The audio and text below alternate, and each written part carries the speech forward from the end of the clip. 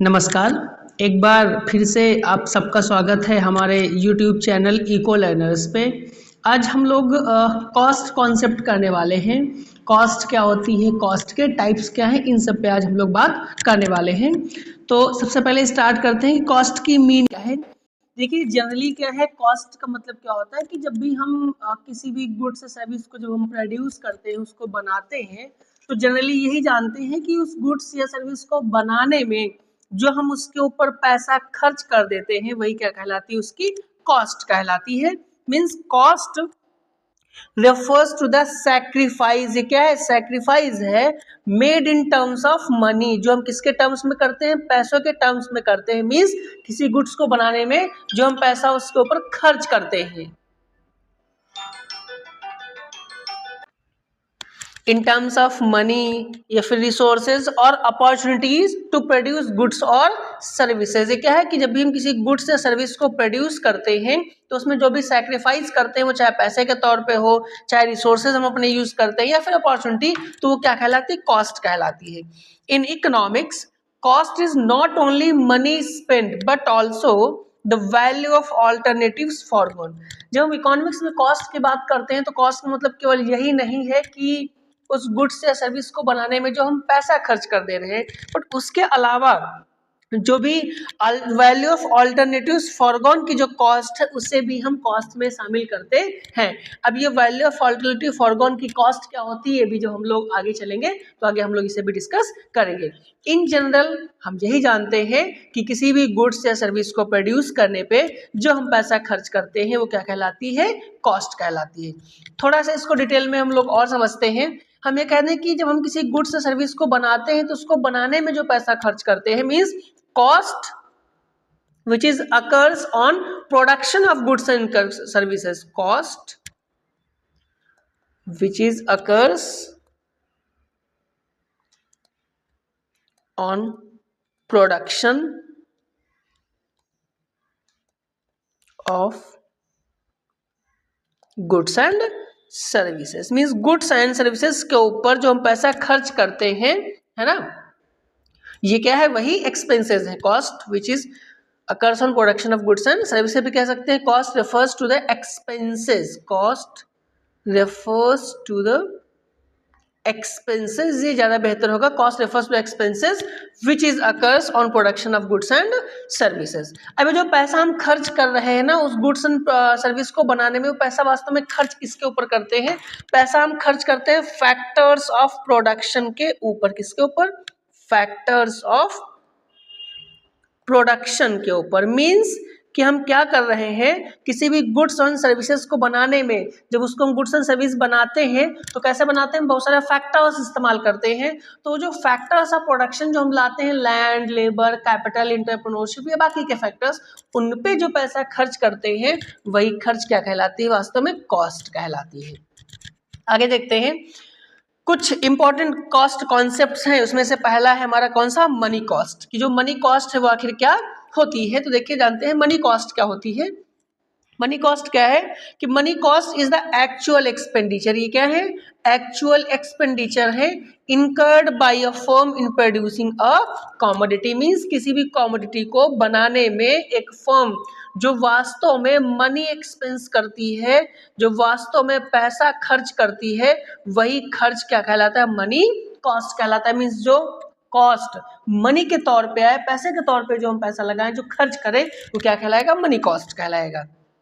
It includes wages and salaries. में क्या क्या शामिल होता है, वेजेस एंड सैलरीज शामिल होती हैं, रॉ मटेरियल शामिल है, रेंट है, इंटरेस्ट है, इंटरेस्ट ऑन बोरोड कैपिटल है, power and fuel expenses. Means वो पैसा, वो खर्च जो कैसे हम मनी के तौर पे करते हैं, पैसे के रूप में खर्च कर देते हैं, तो वही कॉस्ट कहलाती है, money cost. For example, a firm pays ₹50,000 for raw material and 20,000 as wages। कि अगर किसी फर्म ने 50,000 रुपए खर्च किए हैं रॉ मटेरियल पर और 20,000 रुपए खर्च किए वेजेस के ऊपर, तो देखिए जो एक्सपेंसेस है वो मनी के फॉर्म में है। यहाँ पर भी पता है कि कितना खर्च किया गया, 50,000, और यहाँ पे पता है कितना खर्च किया गया, 20,000। तो जो मनी कॉस्ट होगी कितनी हो जाएगी, टोटल 70,000 क्या हो जाएगी आपकी मनी कॉस्ट हो जाएगी। ठीक है, तो मनी कॉस्ट क्या बनेगी हमारी 70,000। तो अगर आपसे मनी कॉस्ट पूछे तो बहुत सिंपल टर्म्स में आप ये कह सकते हैं कि मनी कॉस्ट क्या है कि जो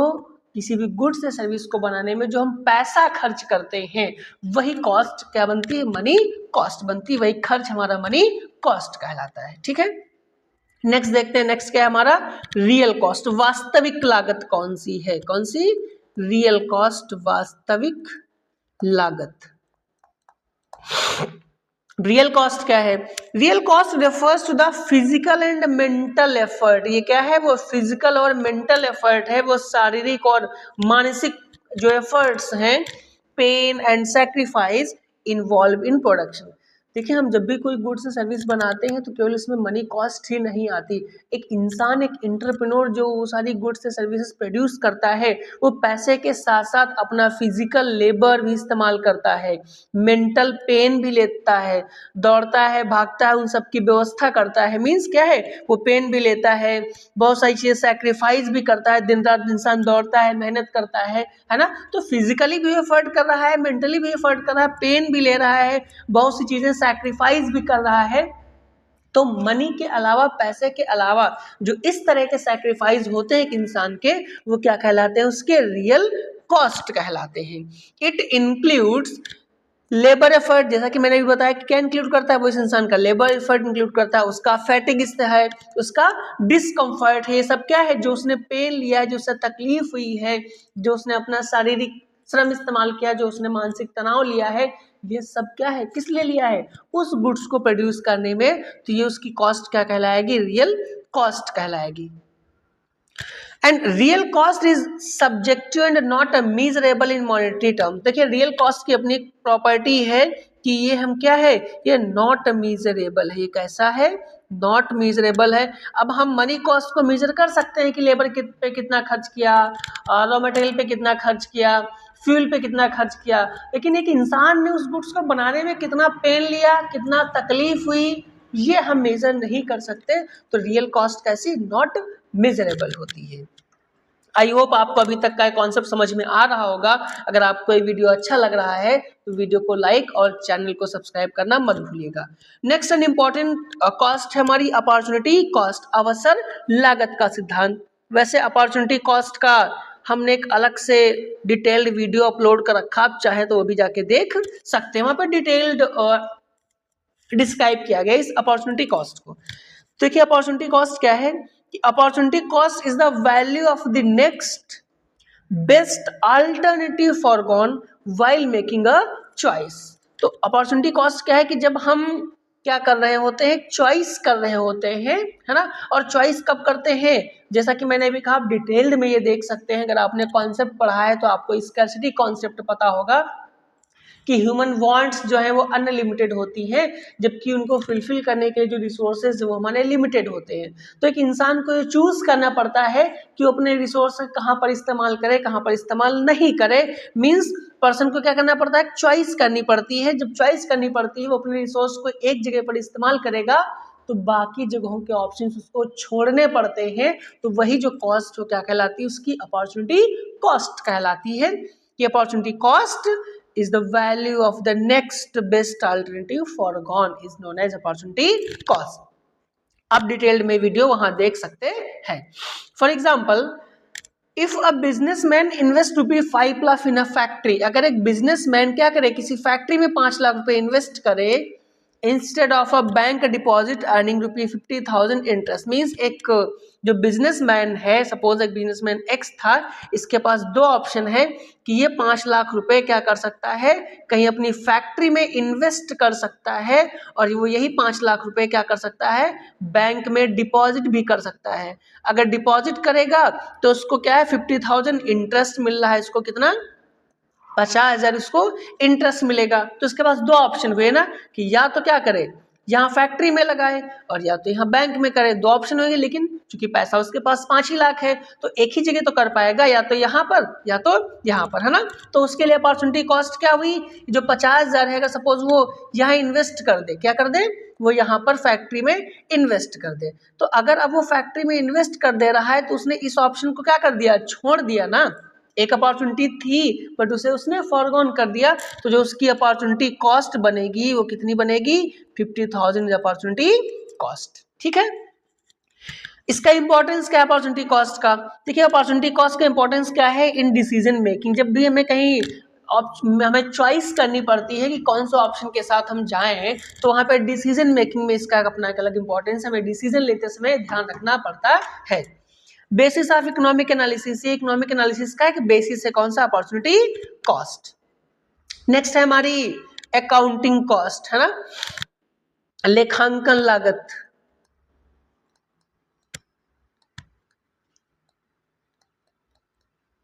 opportunity accounting cost. Accounting cost अब क्या होती है?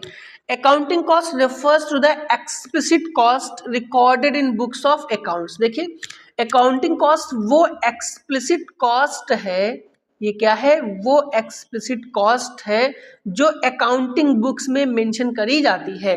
अब एक्सप्लिसिट कॉस्ट क्या होती है? एक्सप्लिसिट कॉस्ट को हम अपने समझने के लिए कह सकते हैं एक तरीके से, क्या, एक्सटर्नल कॉस्ट है। कौन सी कॉस्ट है? External cost. मीन्स जब भी किसी प्रोडक्शन प्रोसेस में हम कोई फैक्टर मार्केट से लेके आते हैं, मीन्स हायर्ड फैक्टर है, किसी फैक्टर को बाहर से हायर करके लाते हैं, जैसे बाहर से लेबर लेके आए, बाहर से रॉ मटेरियल खरीद के लेके आए, तो जब हम बाहर से लेबर खरीद के लाते हैं, बाहर से लेबर लाते हैं, रॉ मटेरियल लाते हैं, तो उसके बदले में उन लोगों को हमको पैसा पे करना पड़ता है। मीन्स क्या है, ये एक्सप्लिसिट कॉस्ट है which the expenditures which is occurs on the hired factor. किसके ऊपर? ये जो हायर किए हुए फैक्टर्स हैं, हायर्ड फैक्टर्स, उनके ऊपर जो पैसा खर्च करते हैं वो एक्सप्लिसिट कॉस्ट कहलाती है। और ये हम अकाउंट्स बुक में मेंशन करते हैं, तो ये कॉस्ट कौन सी कॉस्ट कहलाती है? अकाउंटिंग कॉस्ट कहलाती है। जैसे लिखा भी आगे कि payments made to outsiders actual cash expenses, जो पेमेंट्स किसे करते हैं हम? आउटसाइडर्स को करते हैं, वो पेमेंट, वो एक्सपेंडिचर्स क्या कहलाती है? अकाउंटिंग कॉस्ट कहलाती है। फॉर एग्जाम्पल वेजेस है, rent paid and electricity bill, जैसे वेजेस हैं या रेंट है या इलेक्ट्रिसिटी बिल से, ये सब क्या है? ये सब एक्सप्लिसिट कॉस्ट अकाउंटिंग कॉस्ट कहलाती है। वैसे दो टाइप्स भी आप और पढ़ेंगे कॉस्ट के, एक कहलाता है हमारा एक्सप्लिसिट कॉस्ट और एक कहलाता है इम्प्लिसिट कॉस्ट। इसका भी वीडियो हमने अलग से अपलोड कर रखा है, आप ये भी डिटेल में देख सकते हैं। नेक्स्ट है इकोनॉमिक कॉस्ट। इकोनॉमिक कॉस्ट क्या होती है? तो देखिए जो इकोनॉमिक कॉस्ट है वो क्या होती है, एक तो अकाउंटिंग कॉस्ट और दूसरा है इम्प्लिसिट कॉस्ट। इम्प्लिसिट कॉस्ट को भी ऐड किया जाता है, जैसा कि अभी हमने बात करी कि एक कॉस्ट कौन सी, एक्सप्लिसिट कॉस्ट, यहीं पे डिटेल्ड एक बार फिर से देख लेते हैं, और दूसरी कौन सी है, इम्प्लिसिट कॉस्ट। देखिए अभी बात कर ली थी हम लोगों ने एक्सप्लिसिट की, ये क्या है, एक्सप्लिसिट कॉस्ट वो कॉस्ट है जो बाहर से हायर किए हुए फैक्टर्स के ऊपर हम पैसा खर्च करते हैं। मींस आउटसाइडर्स को जो हम पैसा देते हैं, है ना, आउटसाइडर्स को जो हम पेमेंट करते हैं वो क्या कहलाती है, एक्सप्लिसिट कॉस्ट कहलाती है। लेकिन कई बार क्या होता है कि जब कोई प्रोडक्शन प्रोसेस है, जब कोई गुड्स प्रोड्यूस करी जाती है, तो उसमें कुछ फैक्टर्स तो हम बाहर से लेके आते हैं, हायर करते हैं, लेकिन कई बार जो ऑनर होता है वो अपने खुद के फैक्टर इस्तेमाल करता है। Means factors owned by owner, factors owned by owner, means owner के अपने खुद के फैक्टर होते हैं। जैसे जो ऑनर है वो खुद काम करे या खुद की बिल्डिंग में प्रोडक्शन कर रहा है, खुद की दुकान में काम कर रहा है, खुद की लैंड पे काम कर रहा है, तो कोई ऑनर की जो अपनी खुद की ओन की गई जो फैक्टर्स हैं वो जब इस्तेमाल करता है, तो उन फैक्टर्स की जो कॉस्ट होती है वो कौन सी कॉस्ट कहलाती है, इम्प्लिसिट कॉस्ट कहलाती है। क्योंकि इम्प्लिसिट कॉस्ट को हम अकाउंटिंग कॉस्ट में ऐड नहीं करते, हम बुक ऑफ अकाउंट्स में ऐड नहीं करते, इसलिए अकाउंटिंग कॉस्ट में खाली किसे लिया गया था, इस एक्सप्लिसिट को लिया गया था। जबकि जब हम बात करेंगे इस इकोनॉमिक कॉस्ट की, तो इकोनॉमिक कॉस्ट में अकाउंटिंग कॉस्ट भी लेंगे और क्या शामिल करेंगे, इम्प्लिसिट कॉस्ट को भी शामिल करते हैं। भाई अगर अपना फैक्टर कोई ऑनर खुद ना इस्तेमाल करे, किसी और को इस्तेमाल करने के लिए अगर देता, तो उसको बदले में तो पैसा मिलता ना, लेकिन खुद भी इस्तेमाल कर रहा है तो खुद की जेब में तो पैसा रखेगा नहीं। इसलिए इकोनॉमिक कॉस्ट निकालते समय हम इन दोनों को क्या करते हैं, ऐड करते हैं। मतलब हम इसको ऐसे भी तो कह सकते हैं कि economic cost is equals to, इसको हम ऐसे लिख सकते हैं, economic cost economic cost is equals to explicit cost plus implicit cost. Means explicit और इम्प्लिसिट कॉस्ट जब दोनों को हम ऐड कर दें तो भी हमारी बनती कौन सी? Economic cost. ठीक है, एग्जाम्पल क्या है? Salary of forgone by owner है ना, ऑनर की अपने खुद की सैलरी, अगर ऑनर खुद काम कर रहा है तो खुद की जेब में तो पैसा नहीं रखेगा, तो उसकी अपनी खुद की salary. Interest on own capital, उसकी अपनी खुद की कैपिटल पे जो इंटरेस्ट है ना, या लैंड ओन्ड बाई ऑनर, उसकी अपनी खुद की लैंड या बिल्डिंग या जो भी हो सकता है ना, जिसे नीचे मेंशन भी कि economic cost is equals to explicit cost plus implicit cost. Next है हमारी फिक्स कॉस्ट। अब देखिए फिक्स कॉस्ट का मतलब है स्थिर लागत है ना, इसका नाम ही है कौन सी? फिक्स। जो ऐसी कॉस्ट जो कैसी रहे? फिक्स्ड रहे। मीन्स कब? चाहे तो हम अपना जो प्रोडक्शन है, मीन्स जो गुड्स एंड सर्विसेज बना रहे हैं, प्रोडक्शन चाहे हम बढ़ाएं या प्रोडक्शन घटाएं, अगर कॉस्ट हमारी कांस्टेंट रहे, कॉस्ट कैसी रहे? कांस्टेंट रहे या फिक्स्ड रहे, इसमें कोई चेंज ना आए, तो ऐसी कॉस्ट कौन सी कॉस्ट कहलाती है? फिक्स कॉस्ट कहलाती है। लेकिन फिक्स कॉस्ट का जो कॉन्सेप्ट है एक्चुअल दरअसल ये हमें कहाँ देखने को मिलेगा? शॉर्ट रन में देखने को मिलेगा। क्यों शॉर्ट रन में मिलेगा? इसके लिए आपको लॉज ऑफ प्रोडक्शन बाकी चीजें भी पढ़नी पड़ेंगी। तो फिक्स कॉस्ट क्या है? Fix cost is the cost that does not change with the level of output. ऐसी कॉस्ट है जो लेवल ऑफ आउटपुट के साथ चेंज नहीं होती। मींस आउटपुट चाहे बढ़े चाहे घटे, फिक्स कॉस्ट में कोई चेंज, ऐसी कॉस्ट जिसमें कोई चेंज ना आए, ना तो जैसे मैंने कहा है बढ़ेगी ना तो घटेगी, कांस्टेंट रहेगी, तो ऐसी कॉस्ट कहलाती है फिक्स कॉस्ट। जैसे रेंट ऑफ फैक्ट्री, भाई फैक्ट्री का रेंट जो भी आपने डिसाइड किया है, आप चाहे उस पर 10 यूनिट प्रोड्यूस करो, चाहे 100 करो, चाहे 0 करो, तो भी आपको उसका रेंट देना ही देना पड़ेगा। इंश्योरेंस की कॉस्ट है, salary of permanent staff, permanent staff की सैलरी से काम कराओ चाहे ना कराओ, आपको उसको पेमेंट देना पड़ेगा बिकॉज ऑफ वो परमानेंट स्टाफ है। Even if output 0, fix cost exist, जैसा कि अभी बात करी थी, चाहे आउटपुट 0 हो तब भी आपको फिक्स कॉस्ट जो है वो मेंटेन रहेगी, आपको फिक्स कॉस्ट एग्जिस्ट करेगी। परमानेंट स्टाफ अगर आपने रखा है, आप उससे काम लो या ना लो, आपको उसको सैलरी देनी पड़ेगी। आपने फैक्ट्री रेंट पर ली है, आप फैक्ट्री में कुछ प्रोड्यूस करो या ना करो, चाहे 0 यूनिट बनाओ, लेकिन फिर भी आपको उसका रेंट देना ही देना पड़ेगा। ये कौन सी कॉस्ट कहलाती है? फिक्स कॉस्ट कहलाती है। इसके जस्ट अपोजिट है हमारी दूसरी वेरिएबल कॉस्ट, परिवर्तनशील लागत। कौन सी? परिवर्तनशील लागत, वेरिएबल कॉस्ट। इसका नाम ही है वेरिएबल कॉस्ट। मींस ऐसी कॉस्ट जो हमारे प्रोडक्शन के साथ साथ बढ़ती और घटती। अगर प्रोडक्शन बढ़ेगा तो वेरिएबल कॉस्ट भी क्या होगी? बढ़ेगी। और अगर हमारा प्रोडक्शन भाई घटेगा तो जो हमारी ये वेरिएबल कॉस्ट है ये भी क्या होगी? घट जाएगी। ठीक है, तो क्या है कि variable cost changes with the level of output. ऐसी कॉस्ट जो लेवल ऑफ आउटपुट के साथ चेंज होती रहे वो कॉस्ट कौन सी कॉस्ट कहलाती है? वेरिएबल कॉस्ट कहलाती है। इस डेफिनेशन को हम ऐसे भी कह सकते हैं कि जो पैसा हम वेरिएबल फैक्टर के ऊपर खर्च करते हैं वो खर्च, वो एक्सपेंस क्या कहलाता है? वेरिएबल कॉस्ट कहलाता है। जैसे raw material cost, raw material पे जो हम पैसा खर्च कर रहे हैं, wages of casual labour, casual labours पे जो पैसा खर्च कर रहे हैं, फ्यूल कॉस्ट, इन सब के ऊपर जो पैसा खर्च करते हैं वो कॉस्ट कहलाती है वेरिएबल कॉस्ट। मोर प्रोडक्शन हायर वेरिएबल कॉस्ट, जैसा कि अभी हमने मेंशन करा, प्रोडक्शन ज्यादा करेंगे तो वेरिएबल कॉस्ट भी क्या होगी? हायर होगी। आगे टोटल कॉस्ट। देखिए जब भी हम किसी गुड्स का प्रोडक्शन करेंगे तो देखिए हमें फिक्स कॉस्ट की भी जरूरत पड़ती है और हमें वेरिएबल कॉस्ट की भी जरूरत पड़ती है। तो दोनों कॉस्ट की जरूरत पड़ेगी, मतलब रेंट और फैक्ट्री बिल्डिंग पे भी खर्च करेंगे, परमानेंट स्टाफ पे भी खर्च करेंगे, कैजुअल लेबर्स पे भी खर्च करेंगे, है ना। मतलब फिक्स फैक्टर भी चाहिए, वेरिएबल फैक्टर भी चाहिए। तो जब दोनों चाहिए तो जो पैसा हमने फिक्स कॉस्ट पे खर्च कर दिया है, फिक्स फैक्टर पे खर्च किया है, वो तो फिक्स कॉस्ट कहलाती है। जो पैसा वेरिएबल फैक्टर पे खर्च किया है वो वेरिएबल कॉस्ट कहलाती है। लेकिन बनाने में तो दोनों खर्च किया है ना, टोटल कॉस्ट। तो टोटल कॉस्ट इक्वल्स टू क्या होगा? Fix cost plus variable cost. इसलिए कहा गया कि total cost is the sum of fix cost and variable cost.